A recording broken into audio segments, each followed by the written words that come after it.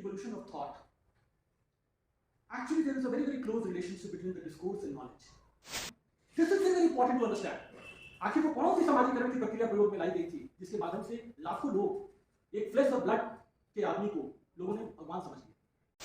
Thinking sociologically opens up your vision, broadens your horizons, and start making you think critically.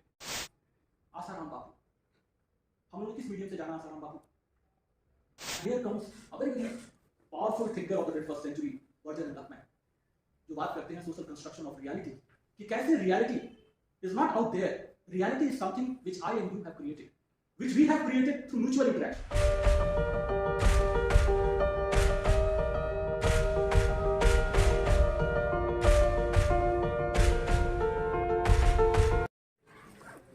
Suprabhat, good morning. A hearty welcome to all of you in today's event. We successfully conducted our orientation session, which was our last session on 14th of December 2022. So, in that session, we have discussed about the meaning of our society, its objectives, and also many speakers came, which were our team members. Also, thanks to Mahendra Pandey sir, he also came there, and we had a discussion about that. Now, today, we have Dr. Rajeev Dubey sir, Assistant Professor, Department of Sociology, Faculty of Social Sciences with us. Very good morning sir, and welcome to this event. I would like to say that sir, personally I feel that sir don't need an introduction, but still I would proceed. He is one of the most beloved professors of BHU, known for his disciplined approach towards sociology, covering all the aspects of a topic, and also he makes the class interactive. He compels us to think about any topic. That's what sociology is. So, without wasting much time, I would like to start today's event. So, I would like sir to please offer garland to Mahamana Pandit Madan Mohan Malviya ji, and also to light the lamp. Please, sir.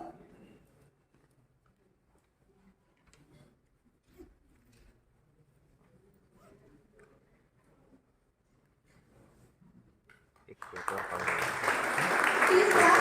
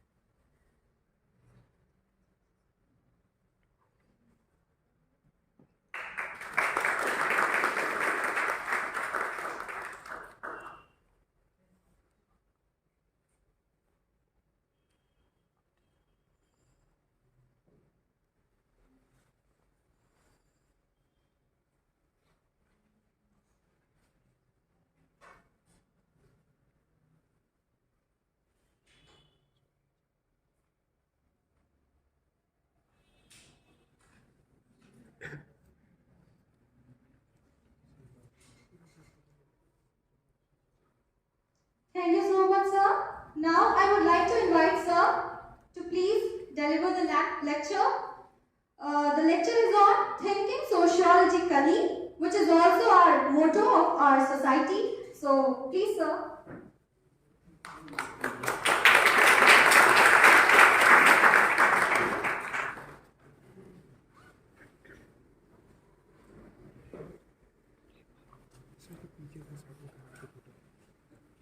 A very good morning, everyone.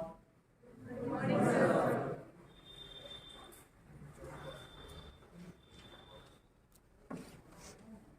Each passing day, I realize that how prophetic were the words of my supervisor, my teacher, my mentor, Professor Rajeev Pathak, who mentored me in my MPhil, in my PhD, who was my teacher in post-graduation. And he used to say, Rajeev, look for a vocation which is close to your nature. A vocation where when you get up in the morning, you should feel like going to the job. in the evening when you return back, you should feel contented that yes, you have done some valuation. If not more, at least a sincere one.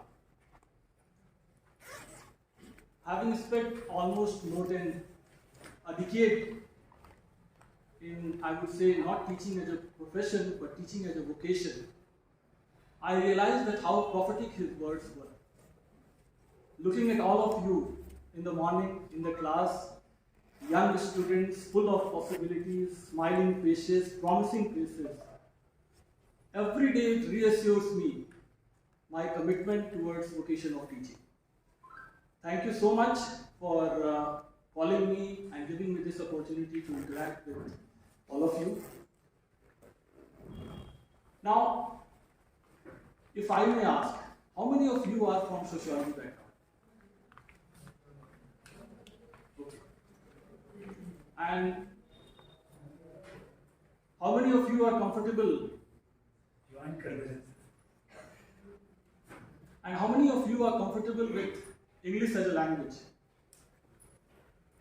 Okay, fine. Then I think that I can proceed in this meeting. Now,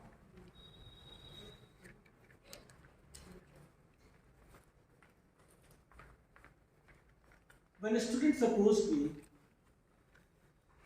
and especially the students of third semester, they told that, sir, we want to start a sociological society, the Discourse. My first question to them was, why a need for a new society? You have already a running classroom of sociology where we are, and the first topic which they offered me was to discuss about Spencer, Comte, and Durkheim. I feel that they are very well a part of your syllabus. Why do we need a separate deliberation on this?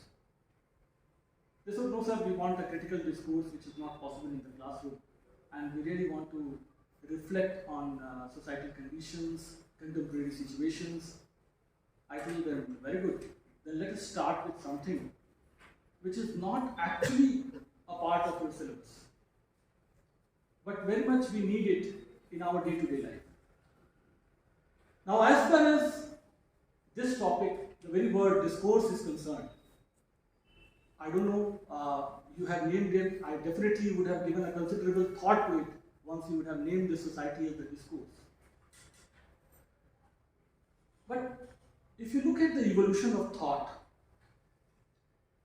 actually there is a very, very close relationship between the discourse and knowledge. And I will add another variable to it called power. Those in power determine the nature, the tone, and the tenor of the discourse. And with that is produced knowledge. Now look at, when I say this, the discourse, it is very, very powerful thing. A very recent post-structuralist thinker called Michel Foucault argues that it is discourse which is actually linked with power. Now look at it. I will give you certain concrete examples to illustrate it, because the society is named as the discourse, so I would take some time to illustrate it. And once a student, once a teacher, always remains a student-teacher. So I will start with this. Now look at the way, say for example, Narmada Bachao Andolan has figured into the discourse. Once there was a patronage of the regime, it was seen to be somewhere as the environmental movement. The discourse changed, and then it seemed to be like an anti-development project. So it is actually those in power determining the tone and the tenor of the discourse, and that is how we are perceiving the knowledge. Look at the discourse on nationalism. Now, as a student, you would be realizing that what was considered to be nationalistic, say for example, 4 to 5 decades back, may not be possibly so in today's circumstances. I am just giving you the example of not only this country, but look at worldwide. In US, when Republicans are in power and when they are overtaken by the conservatives, the discourse creates a sort of confusion for the layman. that what we were considering something right at one moment of time is considering to be diametrically opposite at yet another point of time. So it is actually the discourse which is shaping our thought process. Now, as a sociologist, we need to think that how are we, this is the job, and when I say that I will be speaking about thinking sociologically, it is actually I am talking about this. A layman, what he would do, he will take a piece of news from the newspaper, from media channels, as a gospel truth. Okay, this is happening. And as media would try to stoke passion, anger in you, and so you would feel that yes, it is actually happening. But one who is trained in sociology, one who has started developing thinking sociologically, would take it with a pinch of salt. Now let me give you another illustration.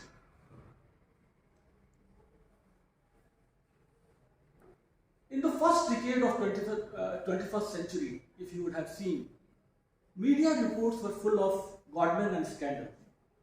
Godmen, you know, from Nityanand Swami to Asharam Bapu to Sant Rampal. So one after another, media was full of scandalous news. One news used to subside was followed by another news.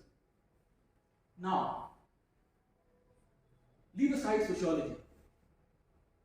एक समझदार नागरिक के अगर perspective से मैं आपसे कहूँ, आप अगर सोचिए, आसाराम बापू, हम लोगों ने किस मीडियम से जाना Asaram Bapu?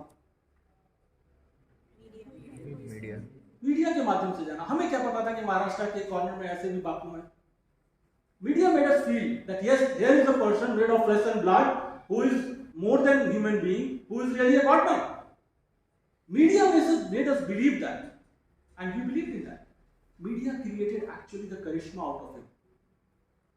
Then, one night, the same media took a overturn and started demonizing Asaram Bapu, that no, here is a man who is a criminal. Same happened with Nityanand Swami. Now what happened? A layman can have the luxury and the liberty of relying on media per se. But we as sociologists would always take it with a pinch of salt. Why? Media is always pressed with time and also inclination. Media is guided by TRP rating. Anything has happened, immediately media needs to put certain news because people want to listen something. Whether it makes sense or not, it hardly matters. But immediately there should be some news should be served to them, some explanation needs to be offered to them. Now how well researched it is, that's a different question. Nobody is asking that. But as an intellectual, as a sociologist, and as a layman I would say, who is thinking sociologically, would not be contented with this explanation. Explanation which is half-baked. Because if you content with this media reporting, you would not be coming to a proper explanation. Now why I am saying this?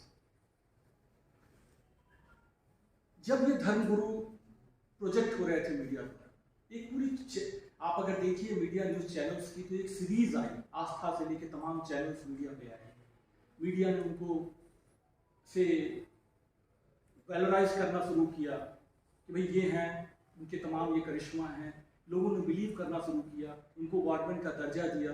और फिर अचानक जब controversy आई, same media ने एक somersault लेते हुए कहना शुरू किया, ये देखिए बाबा, ये देखिए, ये देखिए, यही है वो संत रामपाल से लेते हुए तमाम को. अब जो हमें समझने की जरूरत है as a sociologist, and where I see sociology comes in and where you think sociologically is. When do you know that when Nityanand Swami in Bangalore was arrested, there were more than 50,000 people who were standing outside and protesting the arrest of Nityanand Swami. When Sant Rampal in Punjab was arrested, there were lakhs of people on the streets of Punjab. Now another question which comes academically, sociologically is, वो जो 50,000 लोग वहां खड़े थे, वो जो 1 लाख लोग खड़े थे, क्या हम सिंपली ये कह के उनको डिसमिस कर सकते हैं कि वो ब्रेन वॉश थे? In sociology, we would say that we are dismissing their agency. They were not robots automatons stripped of their personality. They were thinking human beings made of flesh and blood like us. And they were ready to stake their life. The point is, we cannot dismiss their agency as such. Here comes the importance of thinking sociologically. That what was the social construction? How it is, what went on in the socialization process, वो कौन सी ऐसी सामाजिकरण की प्रक्रिया थी जिसके माध्यम से हजारों और लाखों लोग ये बिलीव करने के लिए मजबूर हो गए कि ये हाड़ मांस के बने हुए आदमी भगवान है। Now, this is very very important to understand.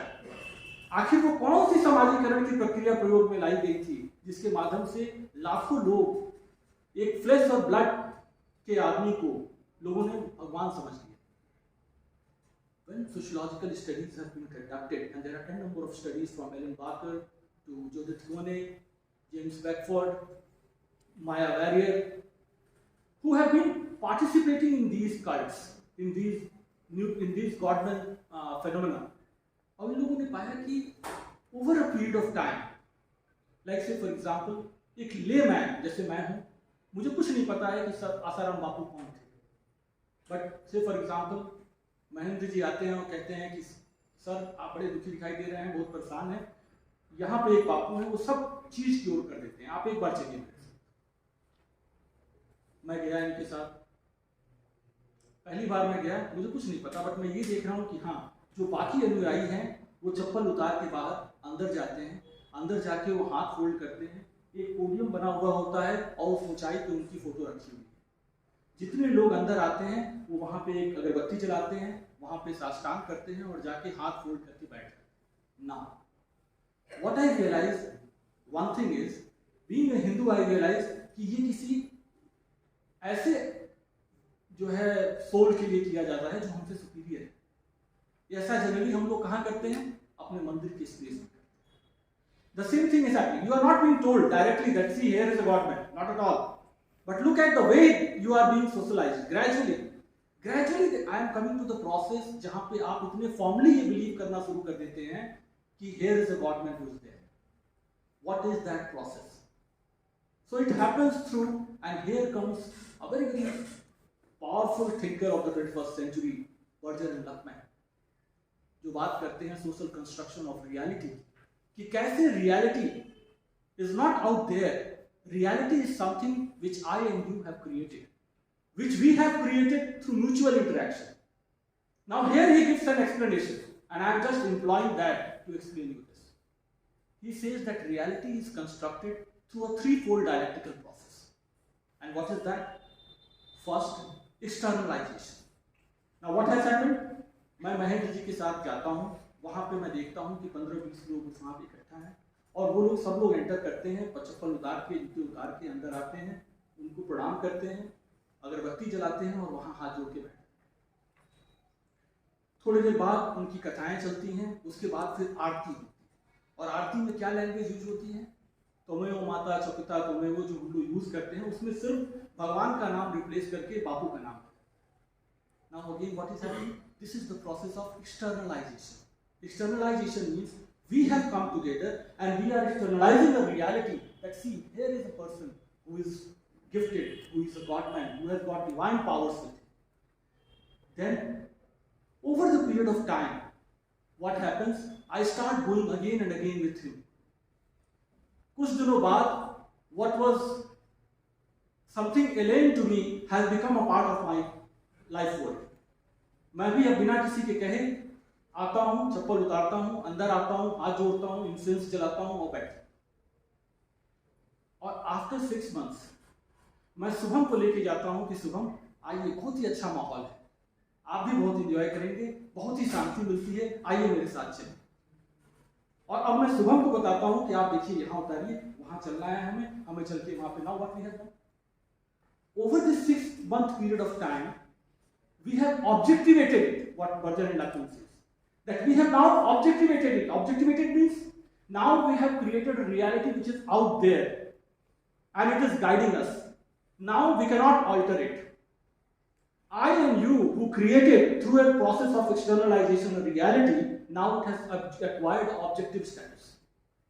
objective status which is now guiding us. Now we cannot alter it. We are being guided by it. And then the third process Purger and Luckman says is the process of internalization.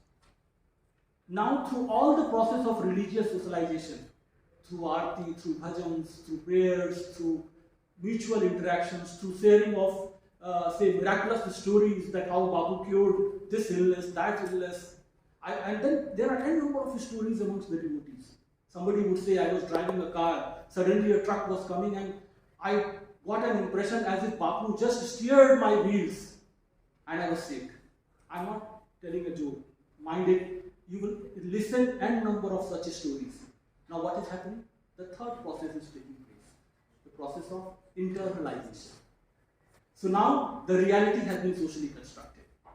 What we started with no idea, पहले जो हमें कुछ भी idea नहीं था कि ये आदमी कौन है, ये किसकी फोटो है, इन तीन प्रोसेस के माध्यम से हमने उनको गवर्नमेंट का दर्जा दिया और किसने दिया?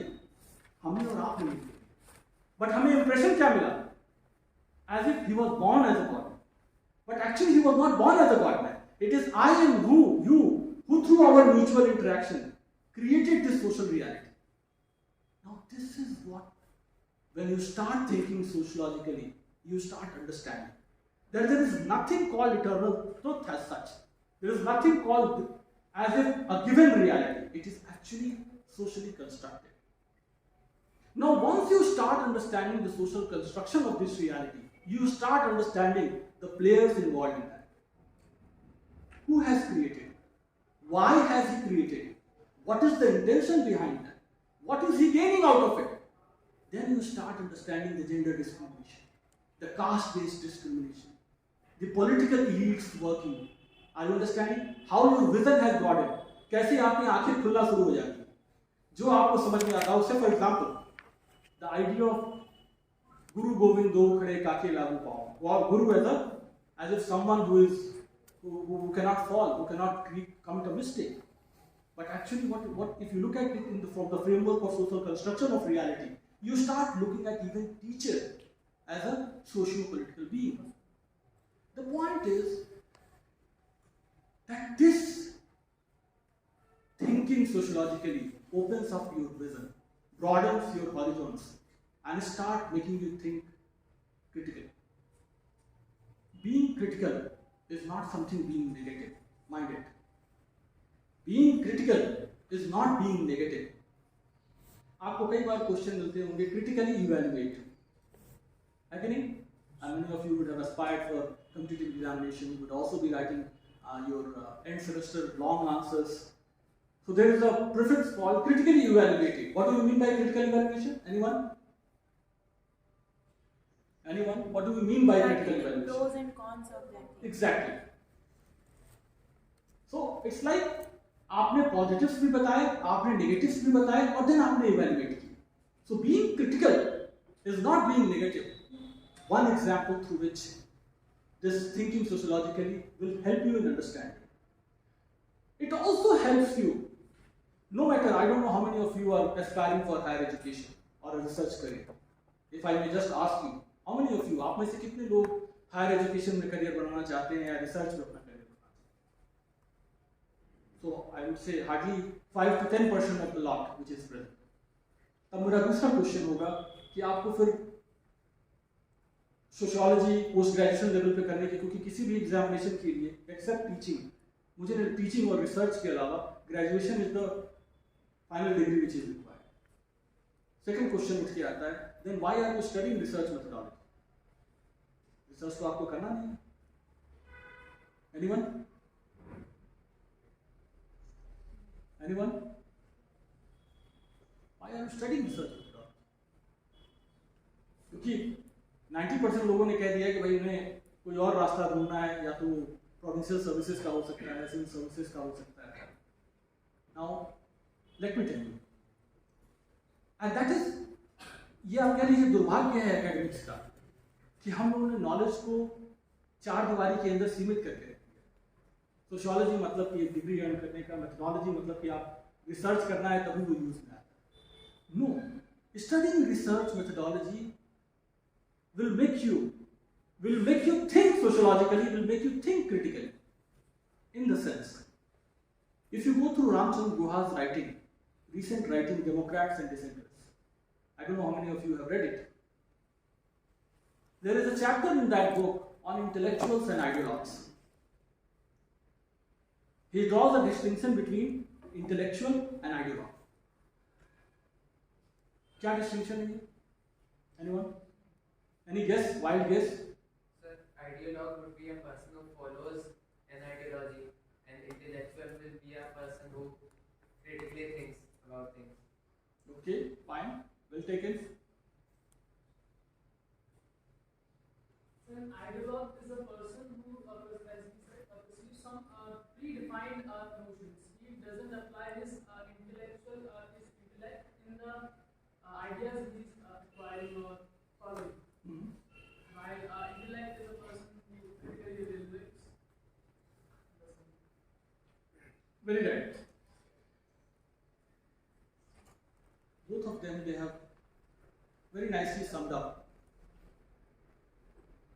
An intellectual would make a statement on the basis of facts. Standing on this podium, if I am saying something, I will also give you an opportunity to question it. You can ask me, sir, what is the basis of your saying this? This statement which you have made is like, say, for example, thousands of people were standing there. Can you tell us where was it reported? And I will tell you that you look at those newspapers and you will find it. Or say, for example, in the peer-reviewed journals, when intellectuals make a claim, they back it by substantive empirical evidence or by certain previous studies. But an ideologue, election के time अभी शुरू होने वाला है, तमाम ideologues mic पे खड़े होके और जोर जोर से चिल्ला के तमाम बातें कहेंगे, कह के फिर भूल जाएंगे और जनता भी भूल जाएगी। वो कहेंगे कि वो कम्युनल था, ये कहेंगे कि ये कम्युनल है, and then you will lose the very word कि कम्युनल का मतलब क्या होता है। Nobody would care to give you an explanation. Now that is ideologue. Ideologue is actually propagating his ideology. He is not bothered with that how far the facts are backing it, and neither people are going to ask or make them accountable. But the intellectual is accountable for whatever he or she is saying. As a sociologist, as a responsible citizen, if you want to be an intellectual, now here comes research methodology. Here comes methodology. It makes you think, even if आपने अगर higher education में career नहीं बनाया, secondary thing, but still if अगर आपने research methodology पढ़ा है, तो आप एक intellectual के रूप में society को contribute कर सकते हैं। कैसे? आपने देखा होगा कि कई बार मीडिया एक image paint करने की कोशिश करती है। Say for example, convocation में 2-4 लड़के खड़े हो गए स्टेज पे और उन्होंने बदमाशी की, मीडिया में रिपोर्ट छपी कि लड़कों ने ये बदमाशी की। As a responsible citizen, as a student who has been trained in methodology, आप अपने गांव में, अपने शहर में आप हैं, कुछ लोगों ने इस पर चर्चा शुरू की, तो आप उनको कहेंगे कि अच्छा ये बताइए। आप कहते हैं कि इस तरीके की घटना हुई, आपको ये पता है कि बीएचयू में स्टूडेंट की स्ट्रेंथ कितनी है? वो कहेंगे नहीं, मुझे नहीं पता। आपने कहा रफली, से for example, how much strength is of BHU students? Any rough idea? Sir, 55,000. So say for example 55,000 students. अब आप उनसे कहिए कि अच्छा 55,000 स्टूडेंट्स में कितने स्टूडेंट के बारे में इस तरीके की बातें रिपोर्ट हुई है? तो अगला कहेगा 2 स्टूडेंट्स। तो आप कहेंगे अच्छा ये बताइए, क्या 2 स्टूडेंट्स ने जो किया उसको आप 55,000 स्टूडेंट्स पे अप्लाई कर सकते हैं? Now what comes here? Methodology का कौन सा यहाँ प्रिंसिपल आता है? सैम्पलिंग। किसी भी चीज को जनरलाइज करने के लिए आपके पास एक प्रोपोर्शनेट पॉपुलेशन होनी चाहिए। 2 बच्चों ने जो किया वो क्या 55,000 पे अप्लाई कर सकते हैं? Now this training in methodology has helped you think critically, has helped you think sociologically, so that knowledge is not going to be wasted. ऐसा नहीं है कि वो सिर्फ आपको पीएचडी करनी थी तभी वो मेथोडोलॉजी की ट्रेनिंग आपको काम है। वो मेथोडोलॉजी की ट्रेनिंग आपको नॉर्मल लाइफ में भी काम है। लोग कहते हैं जैसे generally we make an image about a particular, we become judgemental,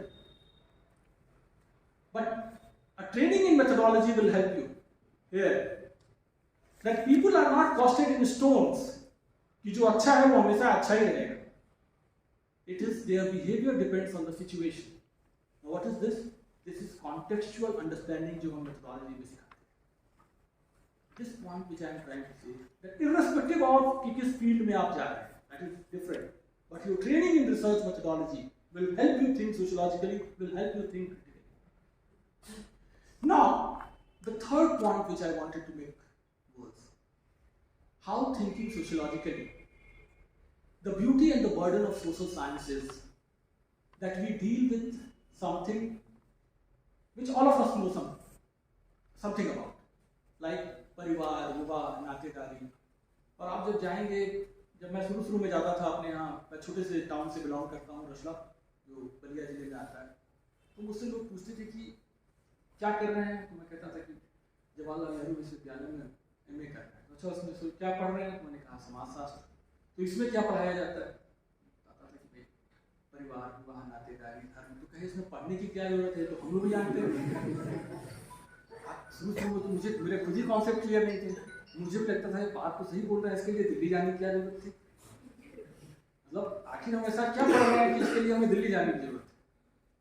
जो आदमी विवाह करा रहा है वो विवाह के बारे में ज्यादा अच्छा जान रहा है.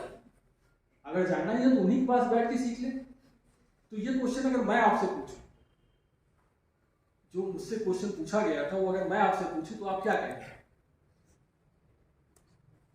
कि उस लेमैन के अंडरस्टैंडिंग से आप कैसे अलग हैं? सर, अगर मैं अपने आगरा में रह के पढ़ना होता तो इतना अच्छा सेमिनार नहीं कर पाता. This is the basic difference. तो लेवल ऑफ तो आपकी ये समस्या तो खैर आज की डेट में यूट्यूब ने दूर कर दी है. इतने सारे ऑनलाइन, और थैंक्स टू कोविड उसने और भी ज्यादा ऑनलाइन कंटेंट डेवलप कर दिया है प्लेटफॉर्म. तो कंटेंट का तो अब दर्द नहीं, कहीं बैठा हुआ आदमी किसी को भी सुन सकता है. ठीक है, जैसे अभी इन्होंने ये लगा रखा है, तो समवेयर ये सर्कुलेट होता हुआ आपको फिर पहुंच जाएगा, मिल जाएगा. यस सर, एक किसी भी चीज़ को समझने के लिए बहुत सारे पर्सपेक्टिव्स होते हैं. तो हम अगर गांव में रहते हैं या अपने कुछ पर्टिकुलर इलाके में अगर रहते हैं, तो हम अपने आप को सीमित कर लेते हैं. तो हम मतलब सारी चीज़ों को सारे पर्सपेक्टिव से नहीं समझ सकते एक चीज़ को. Very good. One point which, and I appreciate what he has also said, both these points are very, very valid. After reading sociology, you get that academic temperament which we are talking about. You learn to respect differences. You agree to disagree. In normal course of life, when you are not trained in such a discipline, what happens? आप altercation में involved हैं, तो तर्क करना शुरू करते हैं. लेकिन training in such a discipline, what will help you? It makes you humble. That इनका एक नजरिया है जो हम sociology में बात करते हैं, perspectives. So the same thing, the same classroom, when functionalists will visualize, they will look at the functional aspect of the classroom. Whereas conflict theorists, they will make a diametrical opposite interpretation of the same thing, and yet both coexist. None is trying to demean the other, and we take it as one way of looking at reality. Now this humility, this humbleness is a gift of the discipline which you are studying.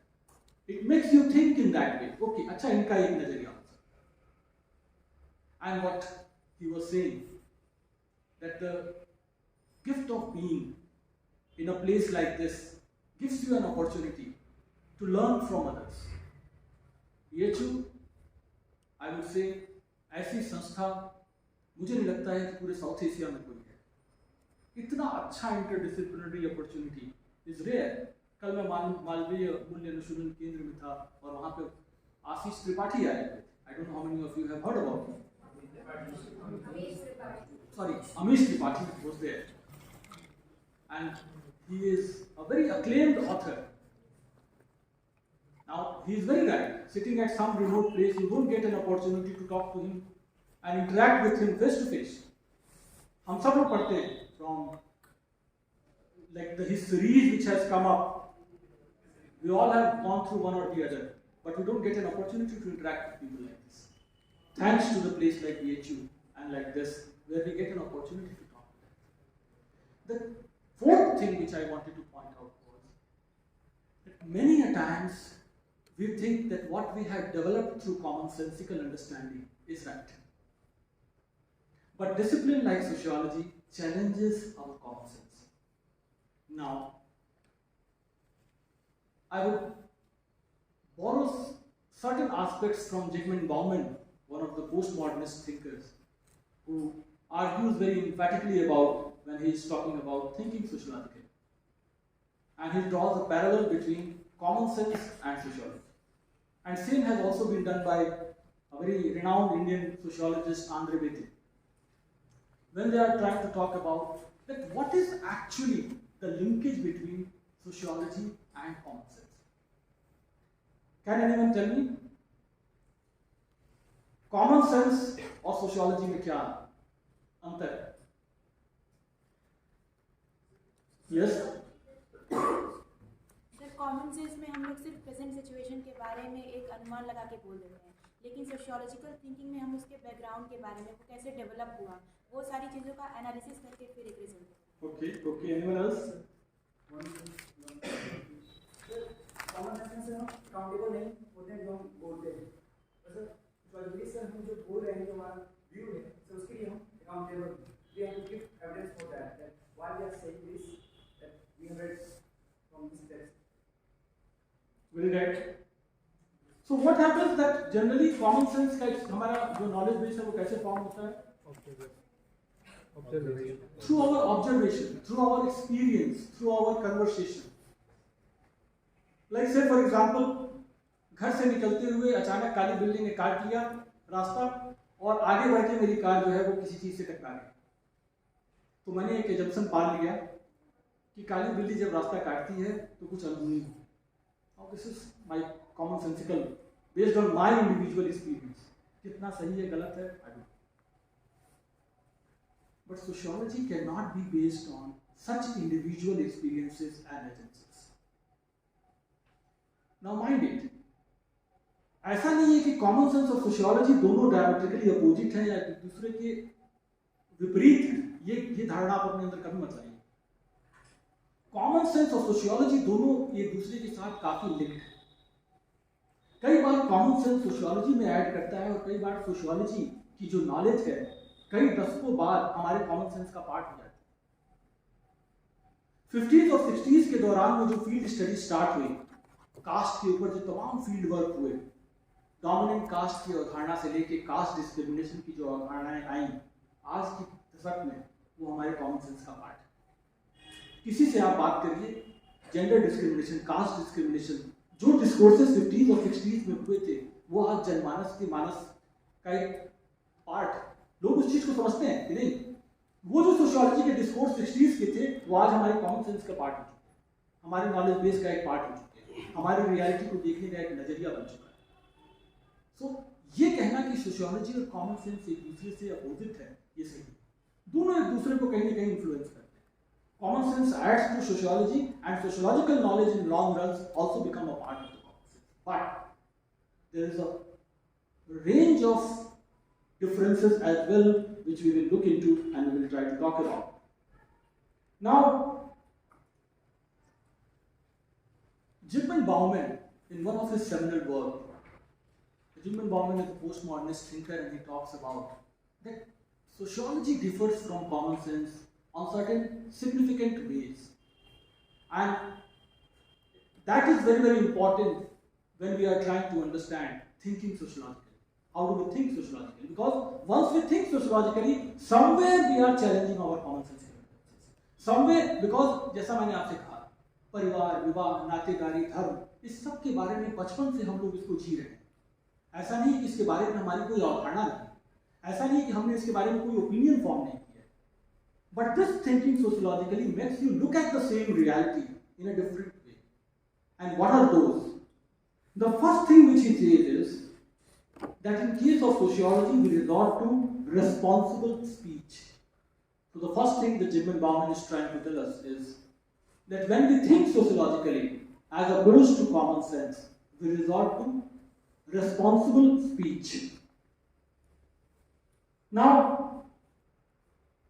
sociologists refrain from misinterpretation and misrepresentation of data.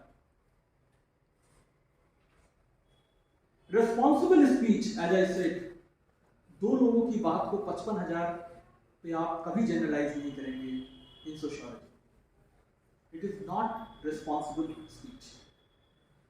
Again, you will be reminded of कि हमारा sample size क्या है. क्या हम दो की चीज को 50-55,000 पे जनरलाइज कर सकते हैं? No. Therefore, you would not resort to responsible speech once you are thinking sociologically. The second thing which he says is the size of the field. Size of the field.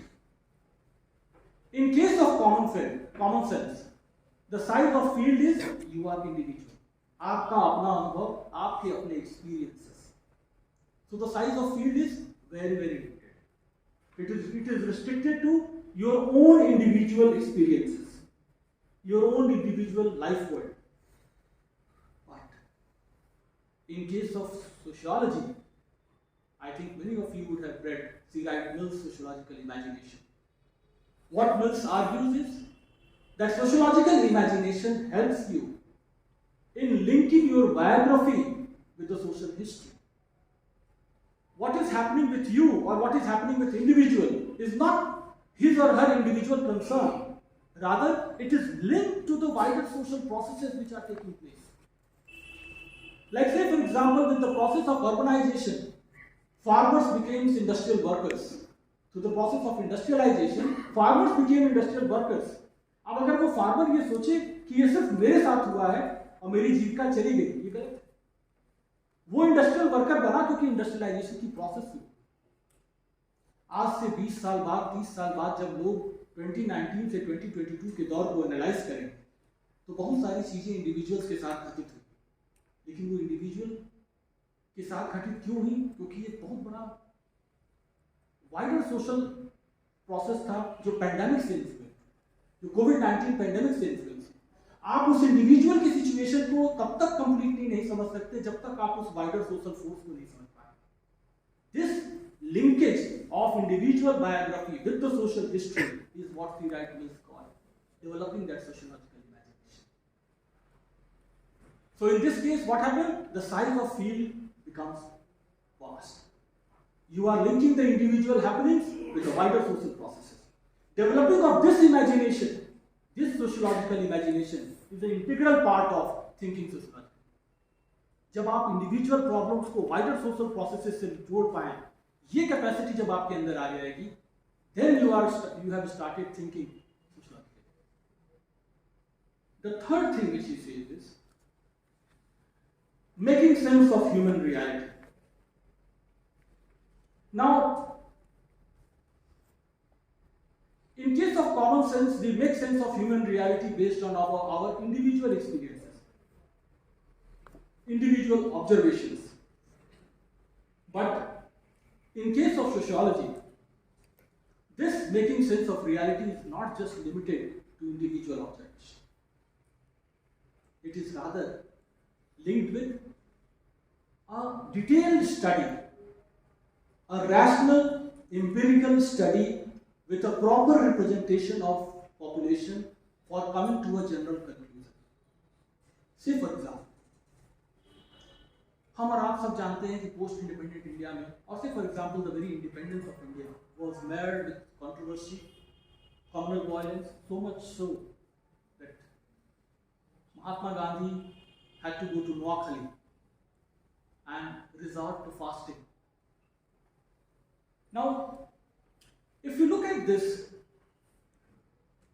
I talk to people, maybe you will find certain narratives where एक हिंदू ये कहे कि उस मुस्लिम परिवार ने आया और हमारे परिवार को खत्म कर दिया. एक मुस्लिम परिवार आपसे कहे कि वो हिंदू आए पंजाब से और उन्होंने हमारे परिवार को मारा, और उसने ये धारणा बना ली कि ये करने वाले हिंदुइज्म से गाइडेड थे या इस्लाम से गाइडेड थे.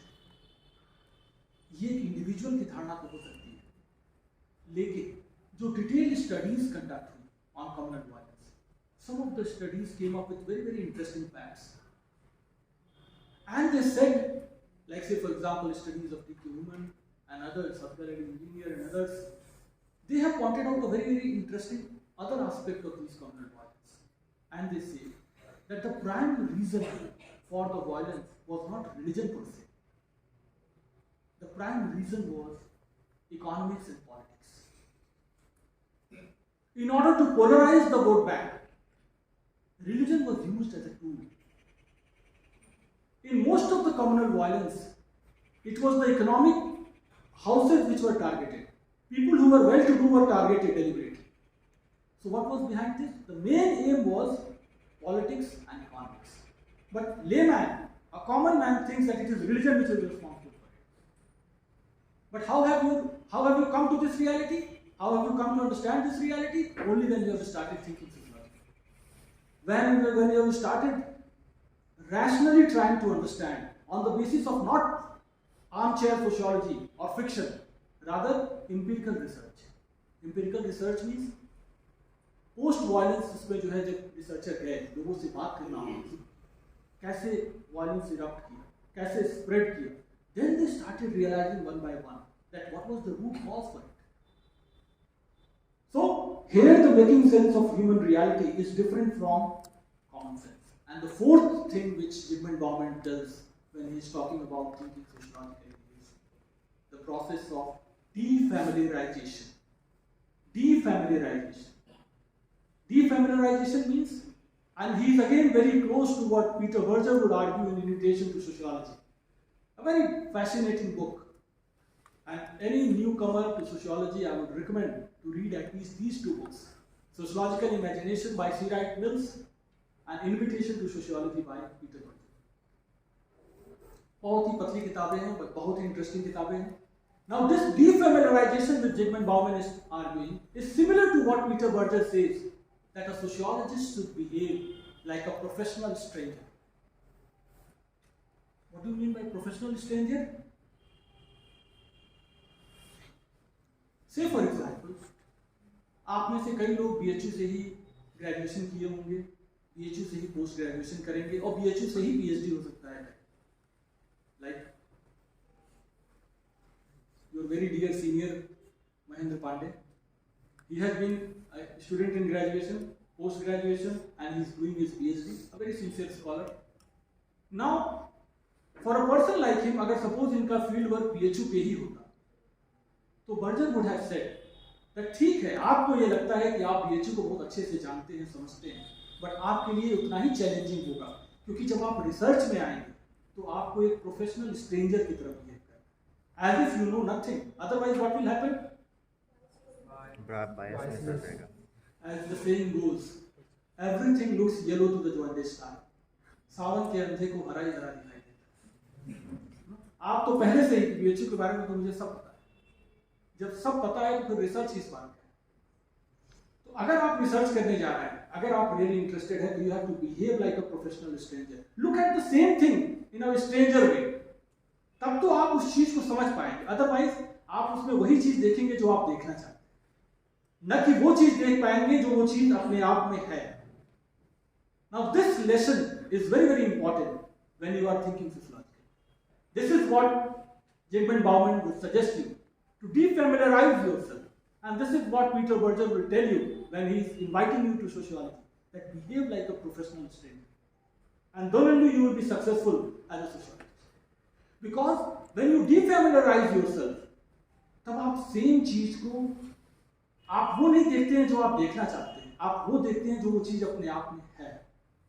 That is why it is very, very important to defamiliarize yourself. So this was the fourth wisdom which Zygmunt Bowmann would give us when he is talking about art of thinking sociologically. When C.I. talks about social craftsmanship, and he says that we have to aid personal experience and professional experience to aid our knowledge. So you are saying that we have to be objective. Very, very good question. He is talking about the craftsmanship which C. Wright Mills was talking about. Now, I will just give you another example of this. जब धर्मगुरु की study हो रही होती है, like से for example मैंने आपको एक एग्जांपल दिया कल्ट का, गवर्नमेंट का. जब वहां पे हम स्टडी करने जा रहे होते हैं तो लोग कहते हैं कि भाई बड़ी एक इंटरेस्टिंग पैराडॉक्स उभर के आती है.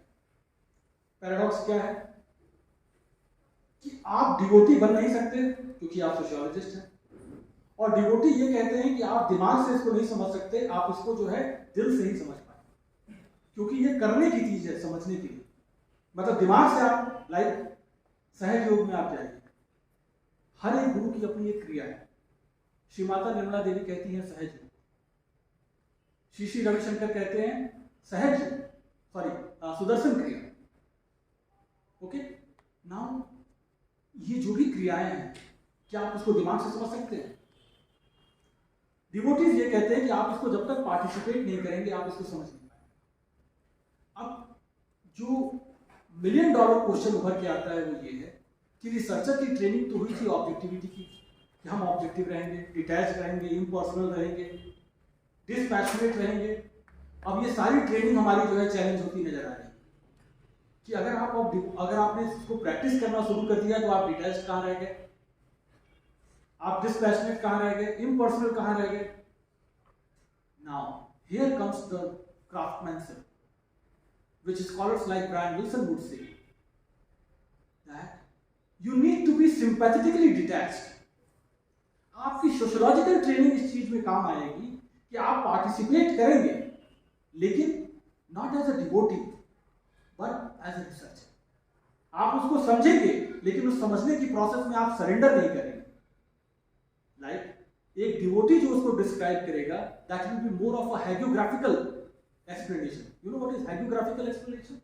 अतिशयोक्ति की जो हम बात करते हैं कि गुरुदेव ब्रह्म है। नाउ दिस इज अतिशयोक्ति। But as a researcher what you would say, you will try to understand that what people are experiencing, what are they doing, how they have come to this belief system. In this sense, your craftsmanship comes to your help. Your professional training comes to your help. So you are defamiliarizing yourself. But once you are trying to understand it, you are trying to understand it with a sufficient research training. Research training where you do not become a devotee. Is it clear? Now, I think the time is up and I have a class in my first semester. With few more things, I will just wind up. Your training in sociology equips you to think more rationally. Like say for example, common sense ये कहता है, हम सब लोग इस चीज के लिए पढ़े हुए कि लड़की ज्यादा फिजिकली मजबूत है। क्यों? क्योंकि हमें बचपन से ऐसा ट्रेन किया गया, बाहर खेलने जाना है तो बच्चे जाएंगे और घर में खेलना है तो बच्चे खेलेंगे। हमें स्पोर्ट्स भी ऐसा इनकरेज किया गया कि यदि हम घर में जो है वो क्या कहते थे उसको, जो चिक्की के साथ खेला जाता है, लाउड किट, यस। तो आप हार्डली किसी लड़के को पाएंगे कि वो घर में खड़ा होकर किट खेल रहा है। वाई? पेरेंट्स भी डांटेंगे कि ये क्या तुम कर रहे हैं। तो we have been trained in such a way that outdoor sports is actually male oriented, indoor sports is actually, and similarly toys have been gendered. Good day gudiya, female, and then guns and other sort of these things are for male child. If I am wrong, tell me, but we have all been trained in such a socialization process. Now what happens with this process is that we grow up understanding, our understanding grows up that it is because male are more physically stout, strength they have more in comparison to the female. But studies have revealed, Margaret Mead's classical studies on 3 tribes, Tukambli, Mundigumor and Arafes, was an eye-opener in the, again I would come to the point जहाँ से मैंने शुरू किया कि how is gender a social construct? How sex is a biological category, but gender is a social construct. Sex is something with which we are born into, but gender is something which society constructs. And we are made to believe कि यही सही है.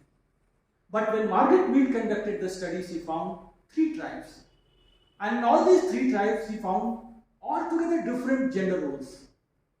In one tribe, she found like traditional patriarchal society, feudal society, male were outgoing and female were domesticated. पुरुष बाहर जाते थे, hunting gathering करके लाते थे, महिलाएं अपने आप को सौंदर्य में बिजी रखती थी, खाना बनाना, ये सब चीजें करना, जो ट्रेडिशनल फ्यूडल पेट्रियार्कल सोसाइटी के जेंडर रोल्स हैं।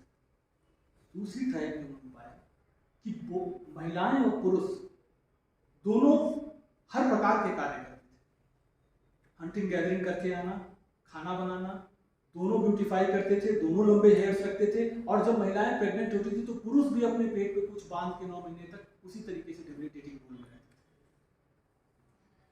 सबसे इंटरेस्टिंग जो था वो तीसरी ट्राइब थी। वहां पे उन्होंने पाया कि जेंडर रोल रिवर्सल था। महिलाएं बाहर जाती थी, वो हंटिंग गैदरिंग करती थी, और पुरुष घर में रह के खाना बनाते थे और अपने आप को ब्यूटीफाई करते थे। What is the lesson from this? What is the lesson from this? ये जो एक धारणा बन रखी थी कि by virtue of being born as a male or female, one becomes superior physically or inferior physically, is wrong. It is actually the society, and that is why gender is the social construction of that biological category called sex. Society ने जैसे attributes दिए, महिलाओं और पुरुष ने उसी तरीके से behave करना शुरू किया। तो ये मानना कि ये natural था, ये given था, ये sociologist ने agree किया। It is actually socially constructed. And how would you look at this social construction? Only when you start thinking sociologically. Sir, but why not matriarchal society was propagated in the way patriarchal society is propagated? See, as far as when we are talking about matriarchal society, we only have a witness to something called Khasi and Garo. But there too you will find it is more of matrilineal. When you talk about archy, it actually denotes shift of power. When you talk about matriarchal, it means power flows through either the maternal line or through the paternal line. Whereas lineal denotes to passing of the heritage. So in Khasi and Garo, again, it is maternal uncle who was calling the shots. And that too, it never materialized as such. Again, now your question, if you are asking, is why not matriarchal society was the norm? If you are asking so, then again, it depends on it is the dominant gender. It is again about appropriation of power. So, with this few simple illustrations, मैंने आपको कुछ illustrations के माध्यम से ये चीज समझाने की कोशिश की कि किस तरीके से जब आप सोशियोलॉजिकली सोचना शुरू करते हैं तो आप गिवन रियलिटी को देखने के बजाय आप कंस्ट्रक्टेड रियलिटी को देखना शुरू करते हैं। और जब आप कंस्ट्रक्टेड रियलिटी को देखना शुरू करते हैं तब आपको तमाम प्लेयर्स समझ में आना शुरू होते हैं, उनके रीजन समझ में आना शुरू होते हैं, उनके इंटेंशन समझ में आना शुरू होते हैं। Because to deconstruct first you need to know the construction. So with this invitation to sociology, I will wind up my lecture here. If you have any other question, you can ask. Although most of you are our student either in graduation or post-graduation, we will continue with the discussion. But thank you so much once again for giving me this opportunity.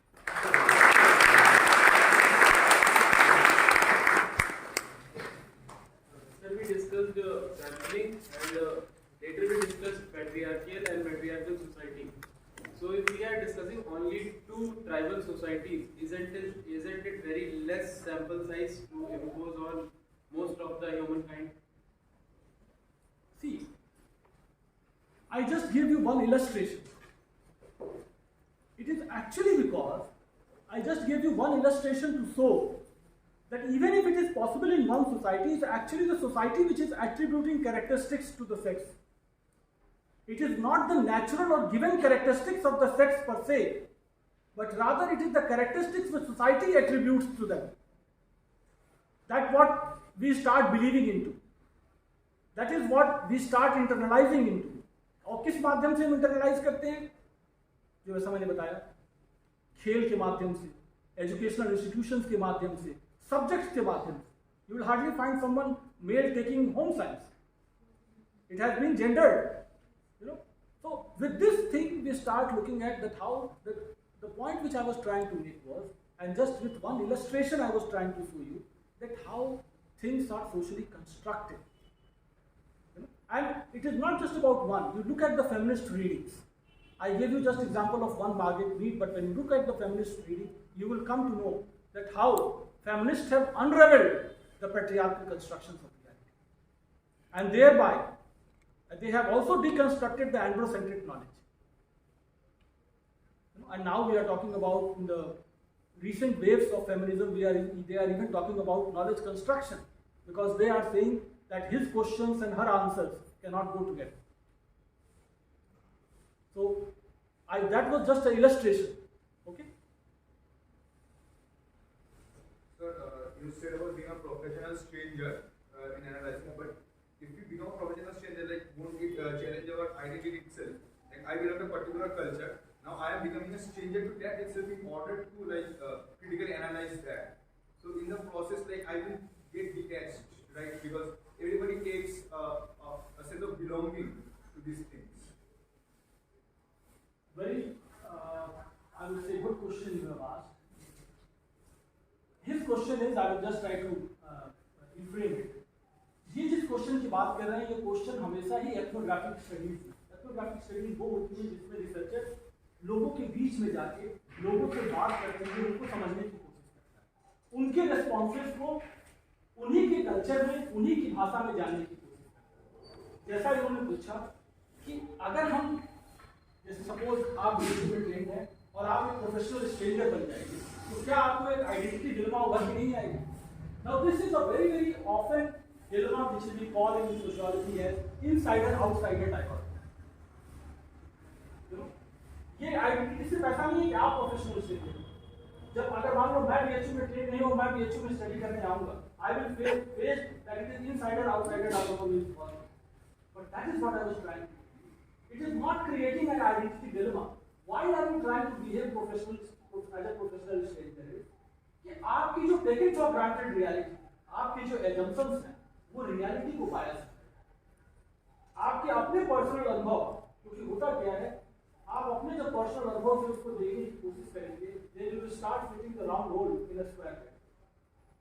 आप वो question पूछेंगे जिससे आपका, that is why it is said that you defamiliarize yourself. You go, although it is easier said than done, क्योंकि दिमाग जो है वो स्लेट नहीं है कि इस पे लिखा गया है उसको निकाल दिया। It is not like that. या ये कोई स्विच नहीं है कि हमने स्विच ऑफ कर दिया और हमारी सारी थॉट प्रोसेस रुक गई। But that is where your research training comes in, and that is what we actually aspire to be. Reason being, although it entails a lot of challenges, and he is very right that it also entails at point identity dilemma. That who am I? That also entails. But as a part of research ethics, as a part of training methodology, you are expected to defamiliarize yourself in order to appreciate the response of the respondent. Otherwise, आप ये जानेंगे कि मुझे BHU के बारे में सब पता है, और जब आप इस भाव में रहेंगे कि मुझे सब पता है, तो आपके सामने वाले की बात को, जो वो कहना चाह रहा है, उसको अप्रिशिएट और करेंगे, तो आप अपने अंडरस्टैंडिंग के माध्यम से उसको अप्रिशिएट करेंगे। That is why scholars like Zygmunt Bowmann say to defamiliarize, or Berger would say to behave like a professional stranger. Okay. And as far as challenge is concerned, definitely that challenge. Thinking rationally and thinking sociologically, what is the difference? Now, thinking rationally and thinking sociologically, rationally is already an element of thinking sociologically. But it involves much more than that. Like अभी मैंने एक example आपको दिया था, sympathetic detachment. जैसे आपको धर्म के अनुयायियों को समझना है, तो आप अगर सिर्फ रैशनली सोचने की कोशिश करेंगे तो आप उनको नहीं समझ पाएंगे, न वो आपको आंसर। मैंने खुद कई सारे स्टडीज कंडक्ट किए हैं, जब इन कल्ट्स में आप जाते हैं और आप वहाँ पे केवल प्रोफेशनल स्ट्रेंजर की तरह अगर आप जाते हैं, आपसे लोग बात करेंगे, आप रोज जाइए और आपने अगर किसी ने कोई गया हो तो आप इस चीज को रियलाइज करेंगे, क्योंकि वहाँ पे कई धर्म गुरु इस बात को कहते हैं कि जो इस तरीके के लोग आते हैं वो आपकी बात को नहीं समझते। तो first thing is, I am a very renowned sociologist from London School of Economics, Alan Barker, वो कहती है कि जब इस तरीके की स्टडी आपने करनी है, किसी धर्म गुरु की स्टडी करनी है, किसी कल्ट की स्टडी करनी है, एक प्रोलॉन्ग एसोसिएशन के साथ लगभग 6 से 9 महीने की स्टडी की और उसको वो कहते हैं कि 3 भाग में डिवाइड। पहला एक्टिव, पहला पैसिव। मतलब आप वहां गए 3 महीने आप किसी से कुछ नहीं क्यों नहीं बोल रहे, आप केवल बैठ के उनको देख रहे, ऑब्जर्व कर। क्यों? क्योंकि अभी तक आपने उनकी वर्ल्ड को समझा ही नहीं, वो जो कर रहे हैं क्यों कर रहे हैं आपको पता ही नहीं। तो झूठ के सवाल पूछ के उनको इरिटेट करने से अच्छा है कि पहले उनको समझिए। दूसरा फेज वो कहती है एक्टिव, इन द सेंस अब आप उनसे क्वेश्चन पूछने की स्थिति में आते हैं, आप उनसे कुछ चीजें जानने की कोशिश करते हैं और फिर इंटरैक्टिव, उसमें फिर आप उनसे क्रिटिकल क्वेश्चन पूछना कि आप ये कर रहे हैं, क्योंकि 6 महीने होते होते वो इस चीज को मान लेते हैं कि आप सिर्फ एक फ्लाइंग स्क्वाड की तरह नहीं आए, आप जो है रिटर्न टिकट बुक करके नहीं आए कि बस आज सुबह आए और शाम वाली ट्रेन पकड़ के जाना है। और सिर्फ जाना ही नहीं है, हम आपके बारे में जाके लिख दें अपने आगे अधूरे ज्ञान से आपके बारे में हम कुछ लिख दे not ready to talk. So what they expect is पहले आप हमारे बीच में आइए, हमारे साथ उसको प्रैक्टिस करिए, पहले उसको दिमाग के साथ साथ दिल से समझिए, समझ के फिर हमसे बात। So what is this? ये सिर्फ रैशनैलिटी नहीं, it involves something more. So that is why thinking sociologically, rationality is one element, but not the other. Any other individual? Yes. So each individual has its own perception of reality. So how do we differentiate between perception and reality? Are they mutually, do they subset each other, or they are exclusive? Good question. Now, our question is that each one of us are having a perception of reality. Now, if I will say that we have that common sense will you agree with me?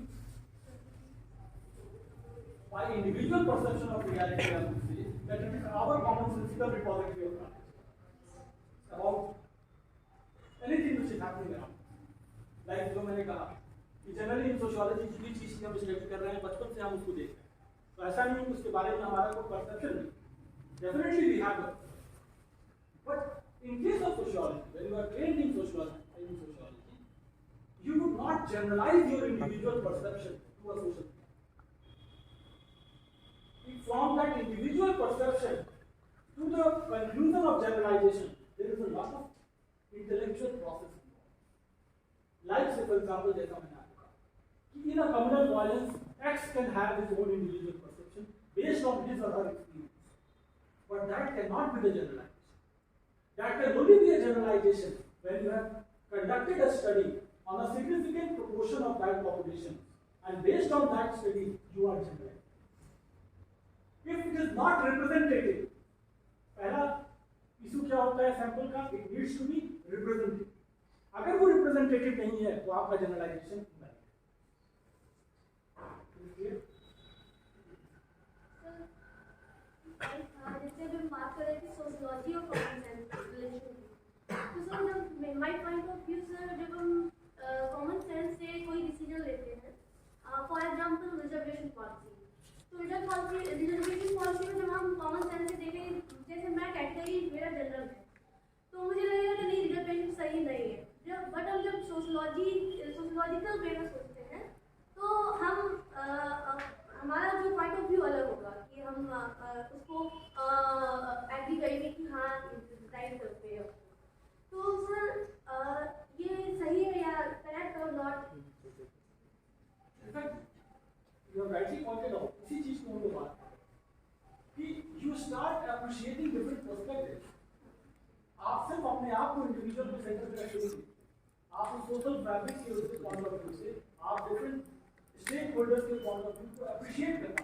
Common sense में कहीं Why ना is selfish, then you start understanding that why is this affirmative action very much required, and it is required for a functional understanding of society. Society smoothly function करे, उसके लिए भी required. You start developing that sociological imagination, that how is you as an individual linked with that wider social process. Because if society is not inclusive, will lead to discontentment and discord. And ultimately it is going to affect one way or the other. Are you understanding? So, are you thinking that आपको समझ में आ रहा है कि किस तरीके से जब आप अपनी इंडिविजुअल बायोग्राफी को वाइडर सोशल प्रोसेस से रिलेट कर पाते हैं? Why is this affirmative action required? Now this imagination is sociological. And this is what thinking sociologically is. So is there any time in future where the mosaic of sociological perspective would unite, or else we have different perspectives to understand the reality? Louder, either. Is there any time in future where the mosaic of sociological perspective would unite? So there is a single theory which could explain the reality, or else it would have the multiple perspectives to understand the reality. Now see, Krishnikant, you are talking about something which is like against the time. आप वहां जाने की बात कर रहे हैं जहां से हम आगे बढ़ चुके हैं. In the sense, there was a time period. What Krishnikant said. एक ऐसा समय था जब साइंस की हेजेमनी में, मॉडर्निटी के एरोगेंस में हम ये बात करते थे कि there is singular truth. And what is that truth? Truth that is based on science. Truth that is based on logic and rationality. And that is why we were facing the civilizational arrogance. That is why we faced colonialism. That is why we faced white man's burden, so-called white man's burden of civilizing the barbarians. And where was this arrogance emanating from? It was emanating from this thought process that there is the model which is based on science. There is one truth which is based on science. Rest all other are illegitimate. Thanks to the World War, both one and two. That led to a critical thinking emanating not from somewhere else, but from the birthplace of science.